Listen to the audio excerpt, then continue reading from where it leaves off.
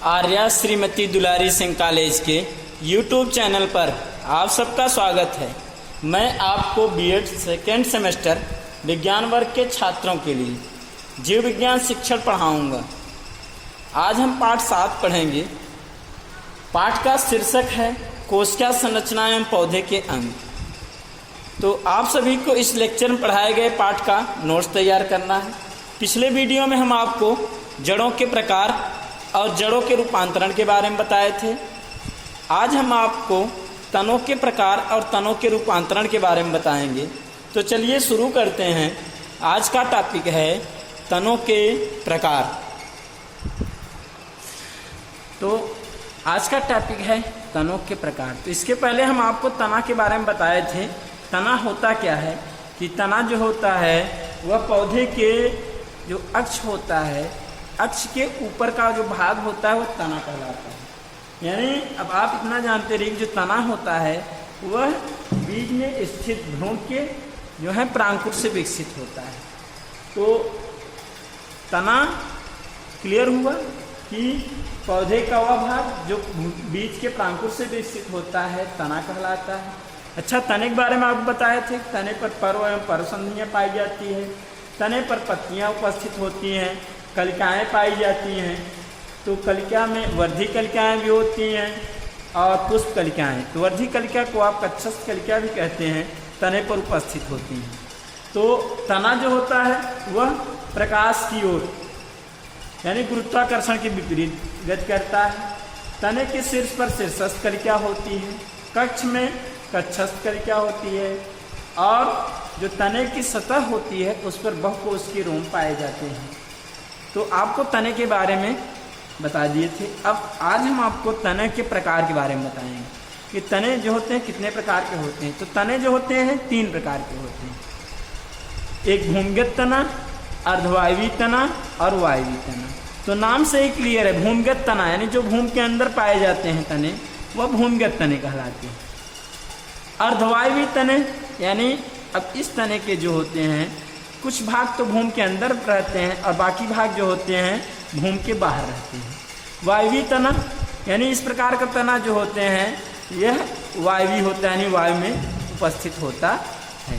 तो 3 प्रकार के तने पाए जाते हैं। तो यानी स्थिति के आधार पर आपको मिले कि तने जो होते हैं निम्न 3 प्रकार के होते हैं। अब तनों के रूपांतरण आपको क्लियर है कि तनों के जो सामान्य कार्य होते क्या हैं। तनों के सामान्य कार्य पत्ती, पुष्प, फल आदि को धारण करना होता है। लेकिन कभी कभी तना जो होते हैं अपने सामान्य कार्य को छोड़कर करते हुए, सामान्य कार्य को करते हुए अथवा छोड़कर विशेष कार्य को करने के लिए अपने स्वरूप को बदल देती है, जिसे तनों के रूपांतरण कहते हैं। यानी तना जो होते हैं अपने स्वरूप यानी रूप को बदल देती है, इसी को ही तनों के रूपांतरण कहते हैं। अब तनों के रूपांतरण आपको बताएं कितने प्रकार के होते हैं। तो चूंकि 3 प्रकार के तना है तो 3 प्रकार के रूपांतरण इसमें पाए जाएंगे। अब आपको तनों की भूमिगत रूपांतरण बताएं। तनों की भूमिगत जो रूपांतरण होते हैं कैसे होते हैं। तो तनों के जो भूमिगत रूपांतरण होते हैं वह निम्न होते हैं। पहला प्रकंद। तो इसका उदाहरण जो होता है प्रकंद का, जिसको आप राइजोम कहते हैं, अदरक, हल्दी और कमल होता है। इसमें होता क्या है कि तना जो होते हैं वह जमीन के अंदर तिरछा रूप में वृद्धि करता है, तिरछा रूप में बड़ा होता है और इस पर गांठें पाई जाती हैं। और जहाँ गांठें होती हैं उसको पर्वसंधि कहते हैं। और उसी से नीचे की ओर अपस्थानिक जड़ें निकलती हैं और ऊपर की ओर जो होती हैं कलिकाएँ निकल आती हैं और कलिकाएँ ही वृद्धि करके नए पौधे का निर्माण करती हैं। यानी जो प्रकंद होता है यह जनन में सहायक हो रहा है, यानी सामान्य कार्य को छोड़ करके यानी विशेष कार्य को कर रहा है, यानी जनन में सहायक हो रहा है। अब तनाकंद क्या है। अगला है तनाकंद यानी ट्यूबर। तो यह जो तनाकंद होता है इसके अंतर्गत आलू यानी तनाकंद का उदाहरण जो होता है आलू होता है। इसमें तना होता क्या है आलू में कि यह भी भूमिगत तना होता है। अब इसी तने पर स्थान स्थान पर अगर आप देखेंगे तो आँखा पाई जाती है। अब जितने भी आँखें होते हैं प्रत्येक आँखें में 3 कलिकाएँ होती हैं। यानी में जो आलू होता है उस पर स्थान छोटा छोटा गड्ढा होता है जिसे आंखें कहते हैं, उसी आंखें में 3 कलिकाएं होती हैं। अब इसी कलिकाएं, जो कलिकाएं होती हैं, यही वृद्धि करके नए पौधे का निर्माण करती हैं। यानी विशेष कार्य यहाँ क्या हुआ इस तनकंद का, यह भी क्या करती है कि नए पौधे के निर्माण में सहायक होती है। अगला है सल्ककंद। तो सल्ककंद का उदाहरण है प्याज और लहसुन। चूंकि इसमें जो प्याज और लहसुन होते हैं, यह सल्ककंद का उदाहरण होता है। यह भी भूमिगत तना होता है। तो इसमें होता क्या है, जो तना होता है वह लेंस के आकार में से लेंस के समान तना होता है, और यह ऊपर की ओर जो है मांसल सल्कपत्रों द्वारा घिरा होता है। अब इस तने के कक्ष से कक्षस्थ कलिकाएं और शीर्ष भाग पर शीर्षस्थ कलिकाएं निकली होती है। तो अब यही क्या होता है कि जो तना होता है, इसके नीचे से अपस्थानिक जड़ें कहलाती हैं, और ऊपर की ओर जो शीर्षस्थ कलिका होती है, कक्षस्थ कलिका जो हुई होती है, कक्ष से निकली होती है, यही वृद्धि करके नए पौधे का निर्माण करती है। यानी कहने में यह भी जो सल्ककंद होता है, यह भी जनन में सहायक होता है। अब बात करते हैं आगे की तनों के भूमिगत रूपांतरण में चौथी बात। तो अगला है घनकंद, जिसको इंग्लिश में आप कार्म कहते हैं। तो इसका उदाहरण घुइयां, अरबी है, बंडा भी है।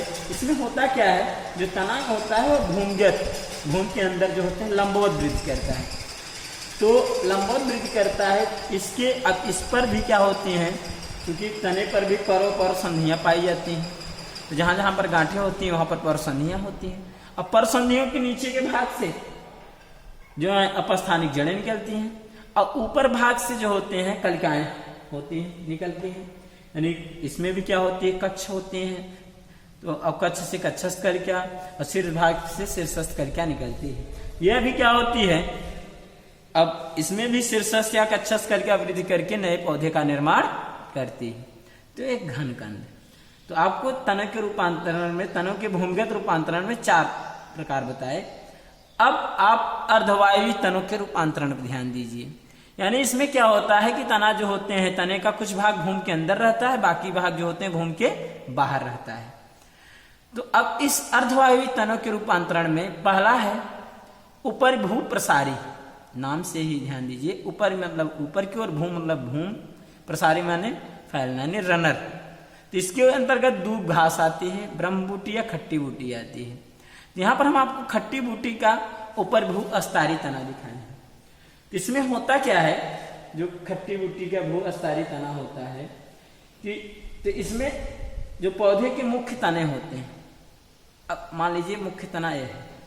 अब इससे जो होते हैं शाखाएं निकल कर के चारों ओर फैली रहती है, और यह जो फैली रहती है भूमि पर, यह शाखा जो निकली हुई होती है भूमि पर रेंगती हुई प्रतीत होती है।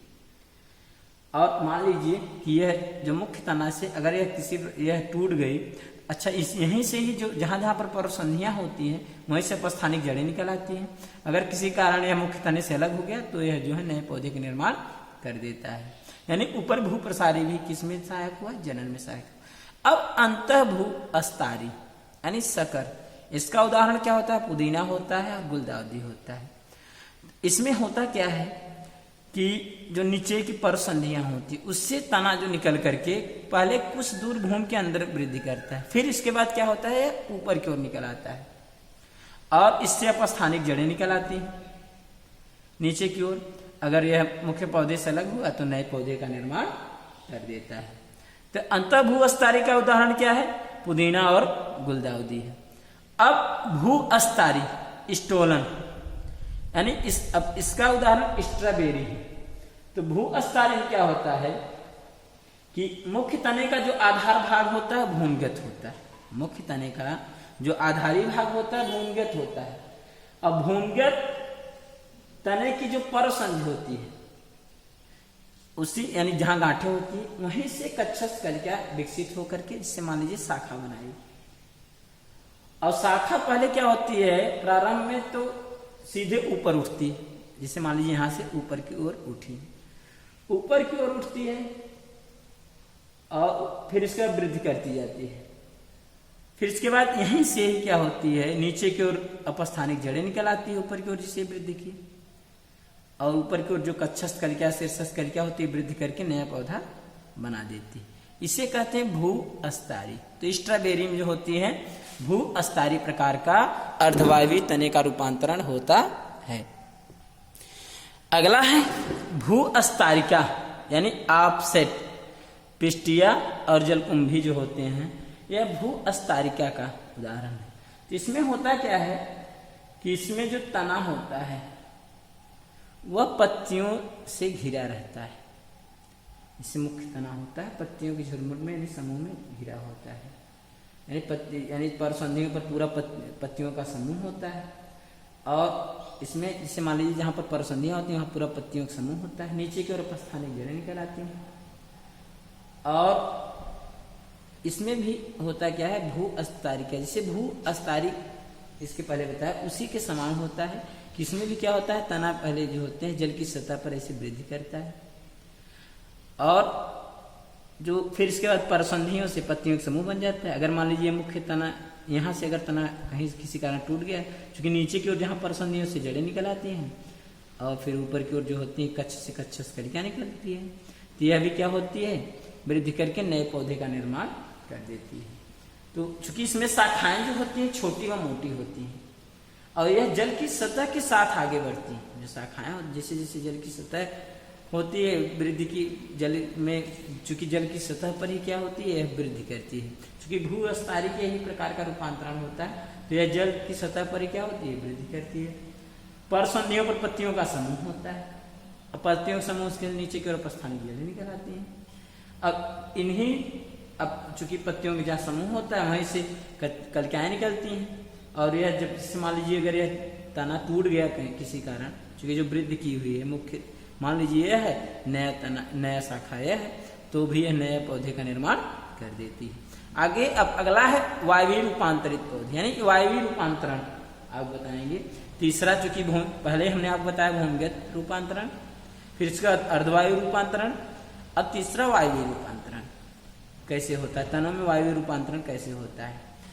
क्योंकि अवायवीय बात बताएं कि इसमें तना जो होते हैं वायु होता है।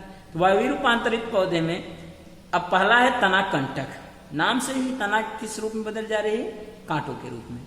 तो अब उदाहरण इसका है करौंधा, नींबू, नील कांटा।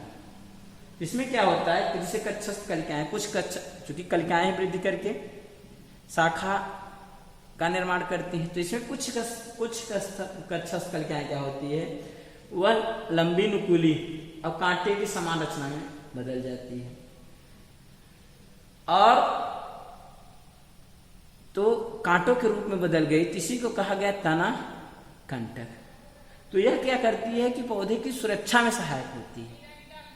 तना कंटक जो होता है चूंकि यह जो होती है यह पौधा जो होते हैं कि ज्यादातर ऐसे स्थानों पर उगते हैं जहां थोड़ा जल की कमी रहती है।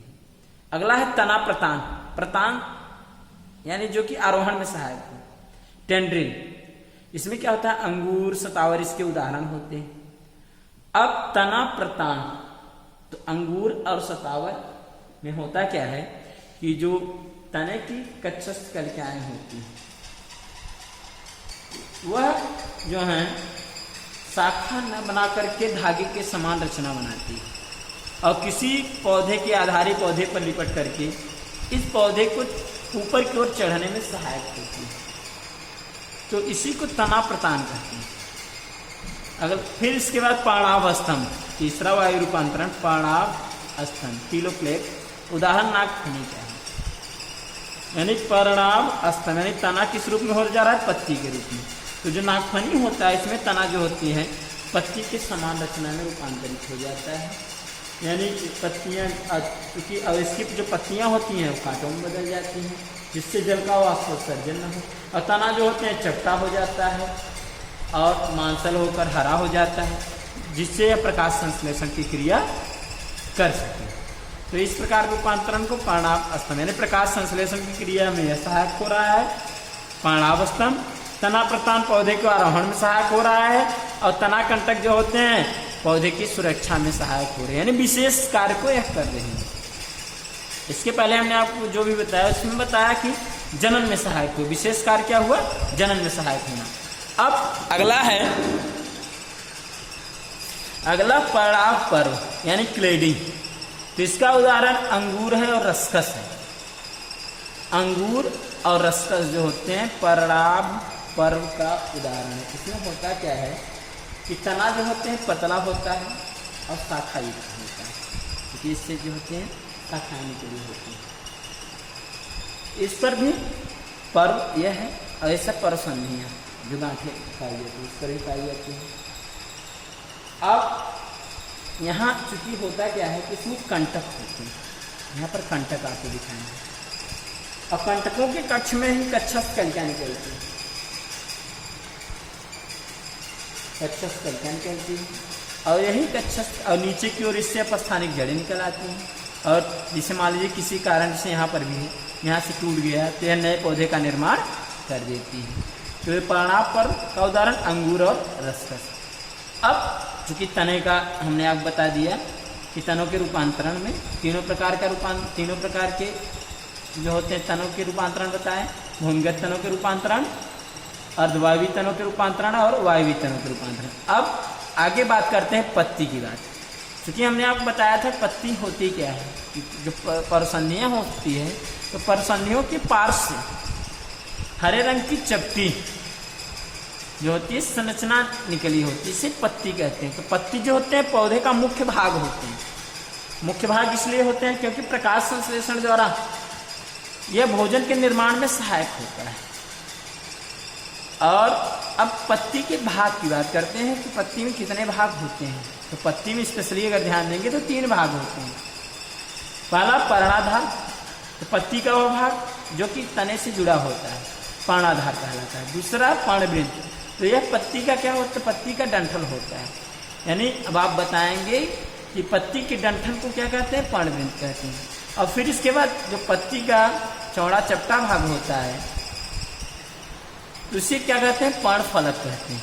अब इसी पर्णफलक में ही क्या होती है, एक मोटी मध्यशिरा होती है, और मध्यशिरा से ही अनेक जो होते हैं पार्श्व शिराएं निकली होती।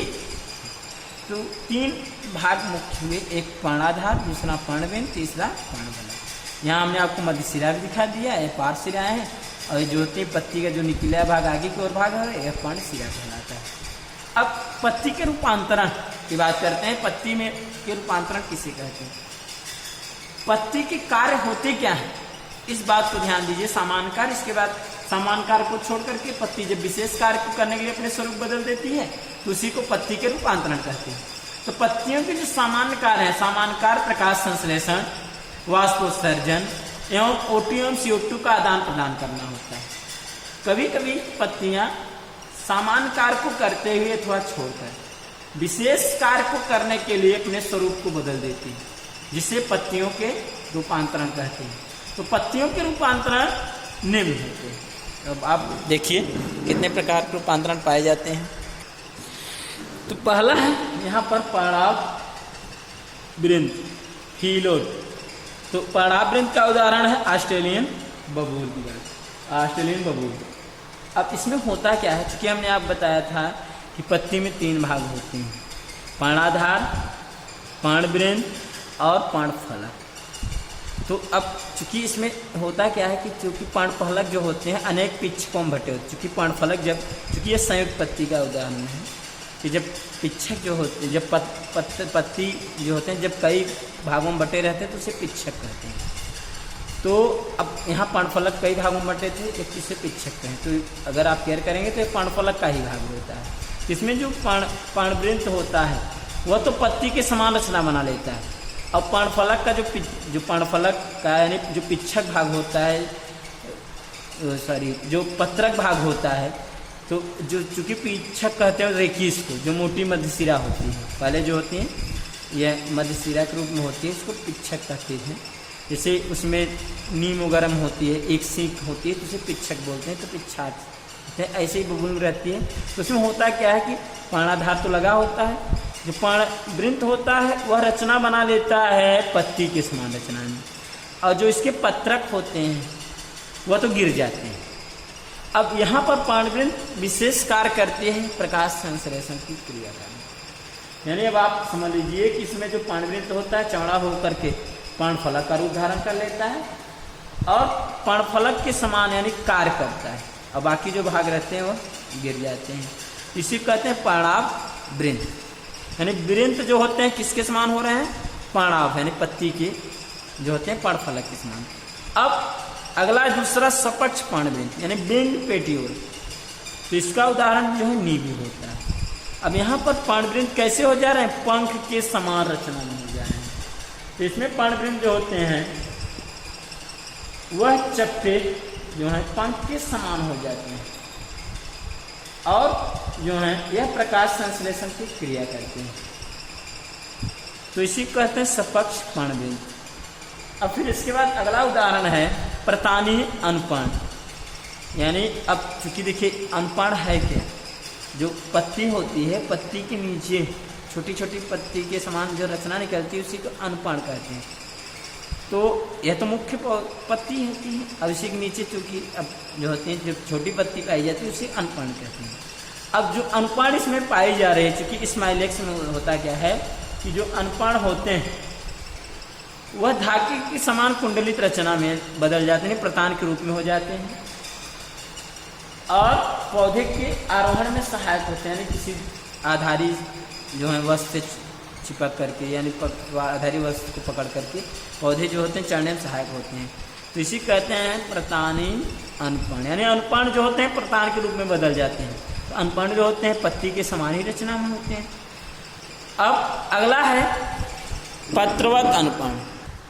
अगली बात हम आपको बता रहे हैं चौथी, पत्रवत यानी पत्ती के समान जो होते हैं अनपर्ण,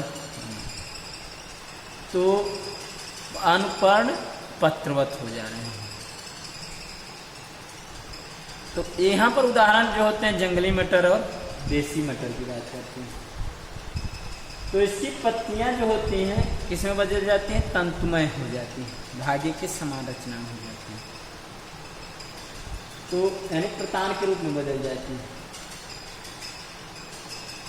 तो अब यही तंत्र रूपी जो पत्तियां होती हैं यही पौधे के आरोहण में सहायक होती हैं, और अनपर्ण जो होते हैं वह पत्तियों में परिवर्तित होकर भोजन का निर्माण करते हैं।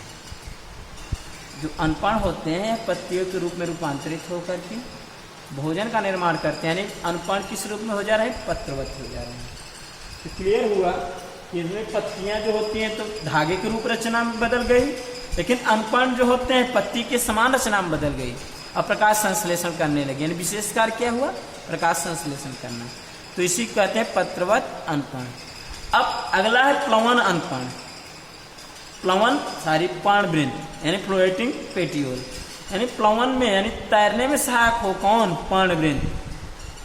उदाहरण जलकुंभी और सिंघाड़ा। तो जलकुंभी और सिंघाड़ा में क्या होता है कि अब इसमें जो तना होता है इसका तो भूअस्तारिका प्रकार का तना होता है, ऐसे पर्व संधियों पर ऊपर की ओर पत्तियां और नीचे की ओर अपस्थानिक जड़ें निकल आती हैं। तो जो पत्ती का वृंत होता है, जो डंठल भाग होता है खुला होता है, यहाँ पर जो पत्ती का पर्णवृंत भाग होता है वो खुला हुआ होता है, और इसमें वायुकोष्ठ होते हैं। तो वायुकोष्ठ होंगे यानी तैरने में सहायक होते हैं। तो वायुकोष्ठ के कारण चूंकि इसमें वायु भरा होगा और ये मोटा होता है और पौधे के तैरने में सहायक होती है, यानी पर्णवृंत जो होते हैं वह किस रूप में हो गए, हल्के मोटे और वायुकोष्ठयुक्त हुए और पौधे के तैरने में सहायक होते हैं, इसी कहते हैं प्लवन पर्णवृंत। चूंकि पत्ती का ही भाग होता है पर्णवृंत, और पर्णवृंत किस रूप में हो गए, प्लवन के रूप में, यानी प्लवन में सहायक हो रहे हैं, यानी ऐसी रचना बना ली है कि प्लवन में सहायक हो रहे हैं। तो रचना कैसी बनाए, यानी मोटे हो गए और इसमें वायुकोष पाए गए और जो कि वायुकोष उपस्थित हुए जिसके कारण यह हल्का हो गया और जल में पौधे को तैराने में सहायक हो रहे हैं, इसी कहते हैं प्लवन पर्णवृंत। फिर अगला है, अगला बात करते हैं पर्ण अंकुश की। अंकुश यहाँ पर होगा।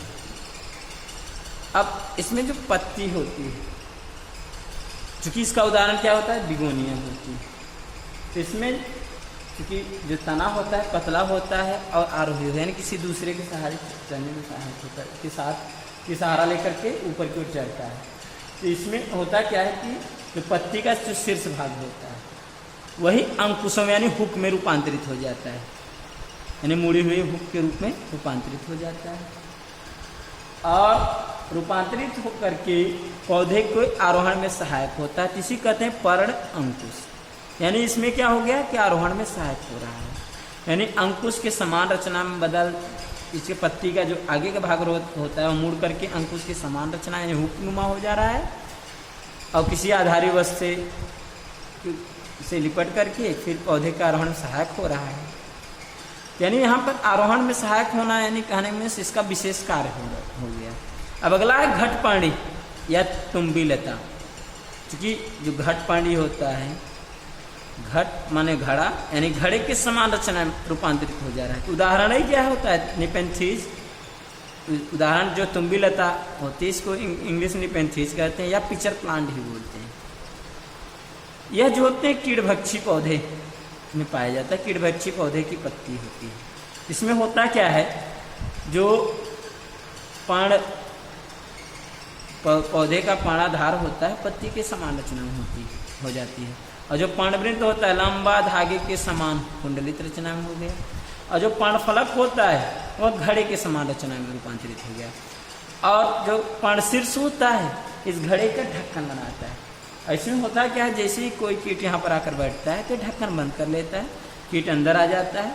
यह ढक्कन तभी खुलता है जब कीट बाहर निकल आता है। यहाँ पर विशेष कार्य क्या हो रहा है, कीटों के भक्षण में पत्ती किस रूप में हो जा रही है, घड़े के रूप में रूपांतरित हो जा रही। अब अगला है पर्णशूल यानी लीफ स्पाइन। उदाहरण क्या है, नागफनी में, भरभंडा और भिक्वार में।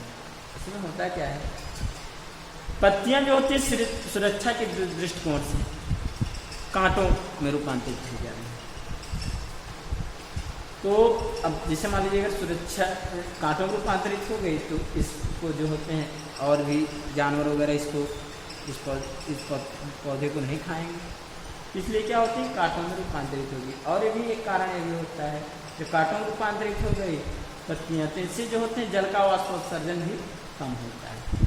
अब आगे लास्ट है ड्रोसेरा का पौधा, प्लांट ऑफ ड्रोसेरा। तो यह भी क्या होता है, कीड़भक्षी पौधे की पत्ती होती है, कीड़भक्षी पौधा होता है। तो इसकी पत्ती की ऊपरी सतह पर अनेक जो होते हैं रोम युक्त स्पर्शक होते हैं। अब जो स्वतंत्र सिरे होते हैं, स्वतंत्र सिरे पर जो होते हैं यहाँ पर संवेदनशील ग्रंथियाँ होती हैं। अब जैसे मान लीजिए इसी जो संवेदनशील ग्रंथियाँ होती हैं तो इनसे क्या होता है, एक विशेष प्रकार का रस निकलता है। यह क्या होती है, कीटों को चिपका देती है। तो इसके स्पर्शक जो होते हैं, जैसे मान लीजिए कोई जब कीट यहाँ पहुँचा तो संवेदनशील होता है, तो यह क्या होता है, ऐसी क्या होती है, जो होते हैं परिस्य केंद्र की ओर इसके स्पर्शक जो होते हैं मुड़ जाते हैं। अब कीट को अपने अंदर क्या करते हैं, जकड़ लेते हैं, दबा लेते हैं। अब इसी स्पर्शक से जो होते हैं पाचक रस निकलता है और कीटों को क्या करता है, पचा लेते हैं। यानी कहने मीन्स जैसे हमने इसके पहले आप बताया घटपर्णी में, चूंकि कीटभक्षी होता है कीटों का भक्षण कर लेता है, तो उसमें जब कीटों का भक्षण क्यों करता है, क्योंकि नाइट्रोजन की पूर्ति के लिए कीटों का भक्षण, ऐसे स्थान पाए जाते हैं जहाँ पर नाइट्रोजन कमी होती है। तो यह भी क्या करता है, नाइट्रोजन की कमी को पूरा करने के लिए कीटों का भक्षण करता। यानी विशेष कार्य क्या हुआ, कीटों का भक्षण करना। इस प्रकार से हमने आपको आज बताया कि तनों के प्रकार, तनों के रूपांतरण, और पत्ती के भाग बताए और पत्ती के रूपांतरण के बारे में बताए। आशा करते हैं आपको हमारा आज का जो वीडियो है वो पसंद आया होगा और आपको अच्छे से यह जो है तैयार भी हो जाएगा। तो अगले वीडियो में हम आपको फिर जो है अगले लेसन, जो अगला लेसन होगा उसके बारे में बताएंगे। यह लेसन जो है आज, यानी यह पाठ जो है आज यहीं पर समाप्त होता है। फिर अगले जो है वीडियो में अगला पाठ बताएंगे। तब तक के लिए धन्यवाद।